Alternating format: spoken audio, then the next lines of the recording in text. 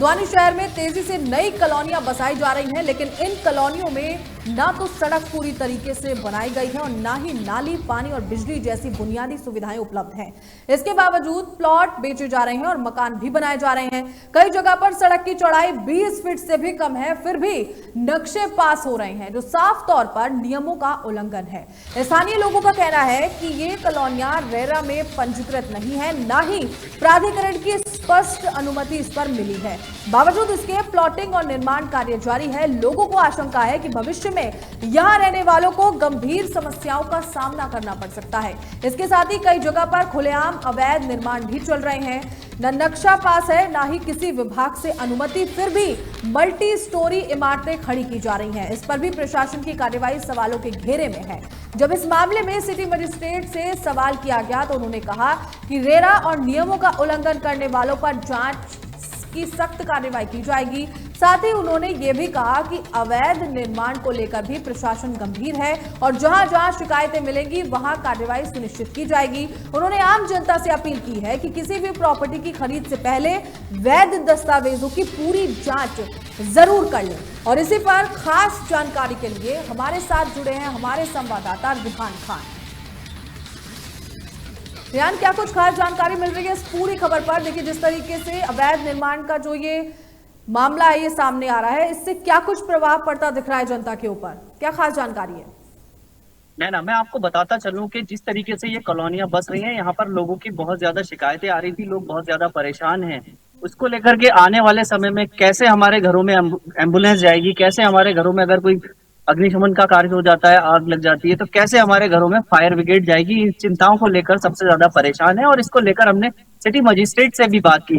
उसका कहना क्या था, साफ तौर पर उन्होंने कहा है, बताया गया है कि इस पर कार्रवाई की जाएगी और हमारी टीमें जो है पूरे शहर में निकल चुकी हैं और वो देख रही है कहाँ कहाँ इस तरीके के निर्माण कार्य चल रहे हैं। नैना, रियान, इसका क्या कारण है कि लोग बिना जांच पड़ताल के इन क्षेत्रों में प्लॉट जो है वो खरीदने का काम कर रहे हैं और इस वक्त निर्माण का काम जो है वहां पर चल रहा है? क्या कारण है इसके पीछे?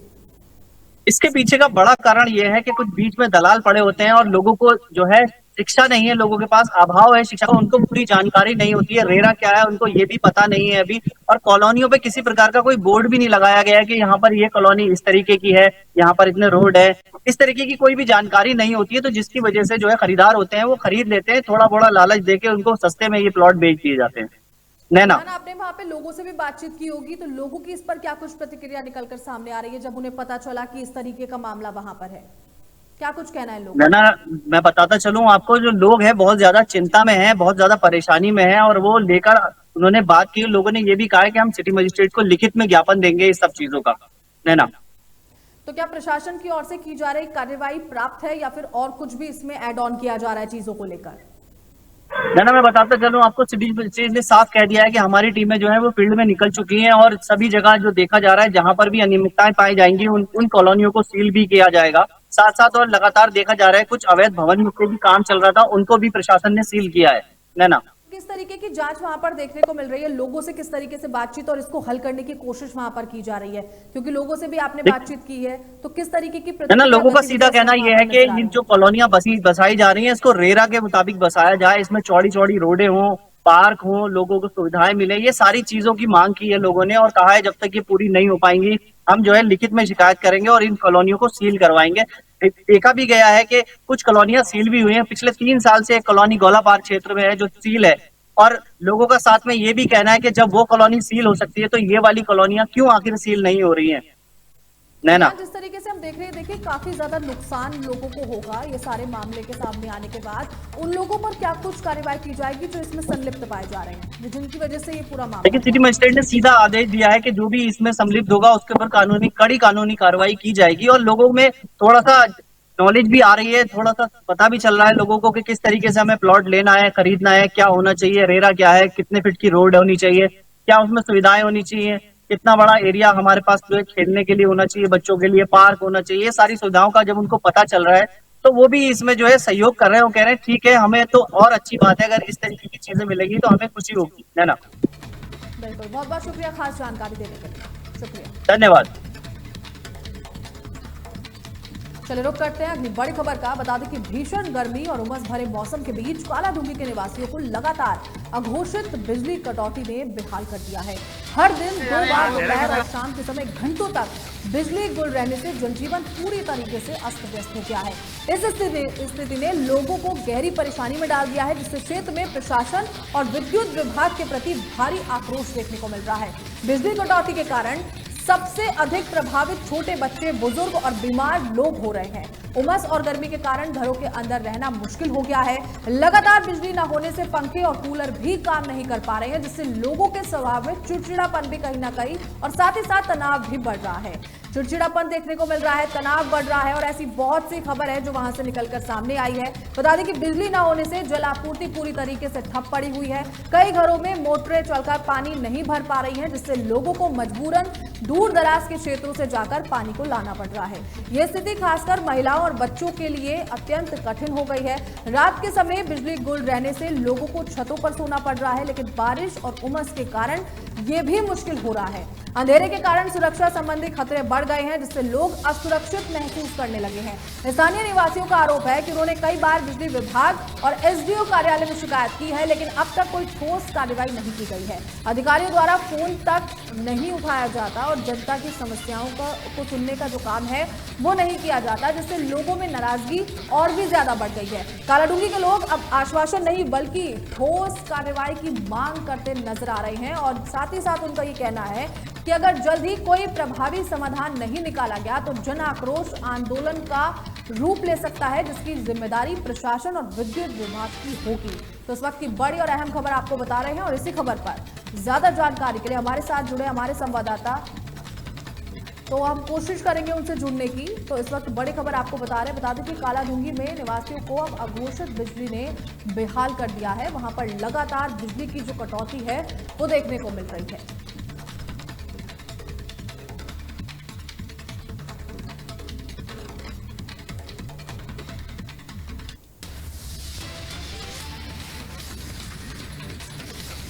तो इस वक्त आप देख सकते हैं स्थानीय निवासियों का आरोप है, लगातार उनका यही कहना है कि अब जो है आंदोलन किया जाएगा, क्योंकि कई बार वो फोन करके इस बात की जानकारी देने का काम कर चुके हैं, लेकिन फोन उठाने का काम जो है वो नहीं किया जाता।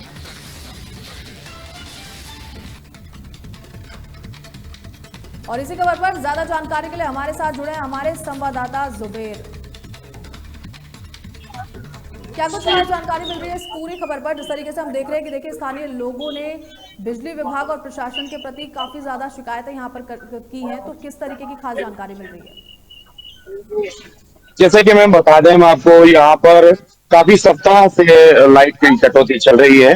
इसके कारण कालाडूंगी शहर में सारी व्यवस्था नष्ट हो चुकी है और जिसमें हम देख पा रहे हैं सरकारी कामों में भी लेट हो रहा है और यहाँ पानी की व्यवस्था इतनी दुबला गई है क्योंकि सारी चीजें लाइट से चलती हैं और वहाँ जल विभाग ने भी हाथ उठा लिए अपने। लोग बड़ी बड़ी नहरों से दूर दूर जाकर के अपने घरों से पानी की व्यवस्था कर रहे हैं। तो इसके साथ बताते चले इस समस्या को कई बार बिजली विभाग में रखा गया है और पिछले वर्ष भी ऐसी समस्या आई थी, उससे पहले भी ये समस्या आई थी, मगर अभी तक कोई भी ऐसी स्थिति नहीं बनती है यहाँ कि इसे दुरुस्त कराया जाए। काफी समय से समस्या चल रही है और इसका समाधान अभी तक नहीं हुआ है। इस प्रकार की समस्याओं को रोकने के लिए प्रशासन ने क्या कुछ उपाय किए हैं या फिर अभी इस पर जो है क्या कुछ आगे कार्रवाई की जा रही है? इसके साथ में काफी बार, जैसे मैम आपको बता दिया जाए कि यहाँ कई बार इस चीज को लेकर के जाते हैं, वहां से बिल्कुल एक नतीजा मिल जाता है जिससे हम जनता के बीच रख भी नहीं सकते हैं। वो लोग आंधी तूफान या किसी भी चीज का बहाना बता दे, जैसे कि से कोई ना तो आंधी तूफान है ना किसी तरीके की कोई प्रॉब्लम है, कह सकते हैं कि मौसम विभाग की तरफ से भी कोई अलर्ट नहीं है, मगर फिर भी उसके बाद में बिजली कटौती लगातार चल रही है। इसकी वजह से लोगों के अंदर आक्रोश ने भरने के लिए भी उनसे बोल रखा है, मगर वो उनके कान पे जू भी नहीं रही। आपने वहां पर महिलाओं से, बच्चों से भी बातचीत करने की कोशिश की होगी, क्योंकि काफी ज्यादा परेशानी हो रही है। खबर ये सुनने में है कि पानी भी लोगों को दूर दूर से लेकर आना पड़ रहा है क्योंकि मोटर जो है वो नहीं चल पा रही है। तो महिलाओं का इस पर क्या कुछ खास तौर पर कहना है? महिलाओं की शिकायत यह है कि आसपास के क्षेत्र में जो वो काफी दूर जाते हैं पानी लेने, तो इस वक्त में काफी नहरों पे भी बैन कर दिया गया है क्योंकि पर्यटक स्थल है ये, यहाँ पे काफी लोग आते हैं, हुड़दंगियों को भी मना कर रखा है। तो उसके साथ साथ आसपास के जो क्षेत्र के लोग जाते हैं तो कोई विवाद ना हो, उसके कारण आसपास के लोगों को भी वहां मना किया जाता है पानी के लिए। तो कुल मिलाकर के पानी की समस्या थोड़ी यहाँ गंभीर है। से बात करना काफी गुस्सा नजर, और वो लोग अपनी बातों को रखते हैं। शुक्रिया खास जानकारी के लिए। चलिए रुक करते हैं अगली बड़ी खबर का। बता दें कि लखीमपुर खीरी से एक बड़ी खबर सामने आई है। लखीमपुर खीरी नगर पंचायत में पारदर्शिता पर सवाल उठने लगे हैं। अधिशासी अधिकारी विनीत कुमार का कैबिन रहस्यमय बन गया है। मैं आपको बता दूं कि ऑफिस के शीशों पर चढ़ी काली फिल्म से अंदर की कोई भी गतिविधि दिखाई नहीं देती। बाहर से पता ही नहीं चलता कि अधिकारी अंदर मौजूद है भी या नहीं। साथ ही आपको बता दें कि जनता और जनप्रतिनिधि अब परेशान होते नजर आ रहे हैं, क्योंकि किसी भी तरह का कोई संवाद वहां होता दिखाई नहीं दे रहा है, जिसकी वजह से किसी भी काम में पारदर्शिता की खुली धज्जियां उड़ती वहां पर दिखाई दे रही हैं और कई सारे सवाल अब लगातार उठते नजर आ रहे हैं।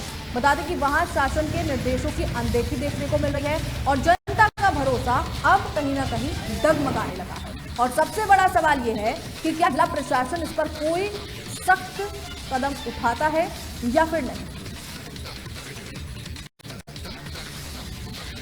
और इस खबर पर ज्यादा जानकारी के लिए हमारे साथ जुड़े हमारे संवाददाता अशरफ आसिफ। क्या कुछ खास जानकारी मिल रही है इस पूरी खबर पर? जिस तरीके से हम देख रहे हैं, क्या इस मामले में कोई जांच की गई है या फिर किसी भी तरीके का निरीक्षण अभी तक किया गया है? बात की जाए नैना, आज लगभग लखीमपुर शहर से 5 किलोमीटर की दूरी पर नगर पंचायत खीरी है। नगर पंचायत खीरी के जो अधिशासी अधिकारी हैं, उनके कार्यालय पर आप देख रही हैं तस्वीरों में जिस तरीके से फ्लेक्स काली फिल्म लगा दी गई है कि इधर से उधर कोई ना देख पाए। अंदर कौन सी गतिविधियां होती हैं, क्या कुछ होता है, वो दिखाई नहीं देता है। सबसे बड़ा सवाल ये है। उसके बाद में आज सुबह से ही लगातार सोशल मीडिया पर उनके फोटो, नगर पंचायत की खबरें प्रकाशित हो रही थी। उसके बाद में आपको बताते चलें जिस तरीके से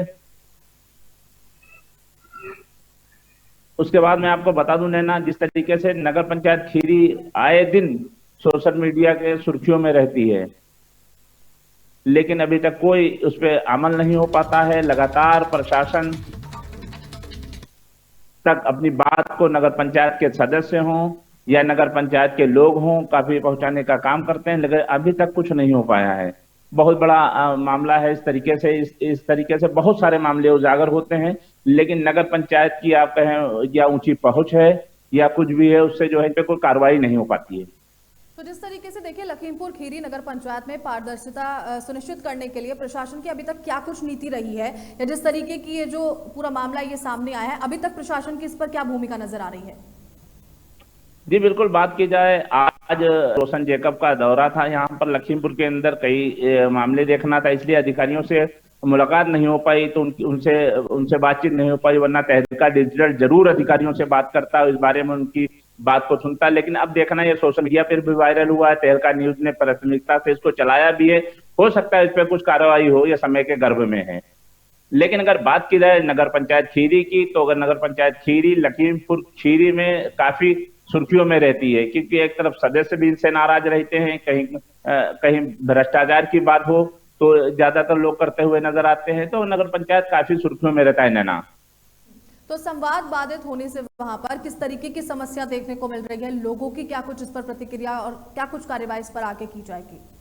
क्या कुछ प्रतिक्रिया बिल्कुल, जी, अगर बात की जाए लोगों की, तो लोगों से हमने बात की तो लोग यही कहते हुए नजर आते हैं, अगर अधिशासी अधिकारी अंदर होते हैं या मीटिंग कर रहे होते हैं, किसी से होते हैं, हम लोग आते हैं तो देखने को नहीं मिलता है कि वो अंदर हैं या नहीं है। कभी कभी ये भी बोल दिया जाता है कि अंदर नहीं है, अंदर बैठे होते हैं। ऐसा कुछ लोगों ने आरोप भी लगाया है।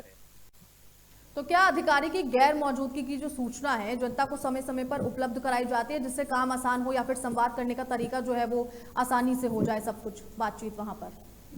बिल्कुल, अगर बात की जाए तो जो ईओ हैं 10 बजे लगभग बैठना चाहिए। उसके अंदर जो फ्लेक्स लगे हुए हैं तो उसमें यही नहीं दिखाई देता है कि बैठे हैं कि नहीं बैठे हैं। अगर कोई आता है तो उसको जानकारी नहीं मिल पाती है, चला जाता है। और अगर किसी को कोई अपनी समस्या हो, कहना हो, तो आने में दिक्कत होती है, क्योंकि फ्लेक्स लगे हुए उसमें दिखाई ही नहीं देता अंदर कौन सी गतिविधियां हो रही हैं, क्या दिक्कतें आ रही हैं, कौन कौन अंदर बैठा है, कौन सी मीटिंग चल रही है, क्या हो रहा है, ये कुछ बाहर से नजर ही नहीं आता। ये नगर पंचायत खीरी का हाल है। ठीक है, बहुत बहुत शुक्रिया जानकारी के लिए। तहलका डिजिटल के खास प्रोग्राम तहलका योद्धा में फिलहाल इतना ही। खबरों को देखने के लिए बने रहे तहलका डिजिटल के साथ। नमस्कार।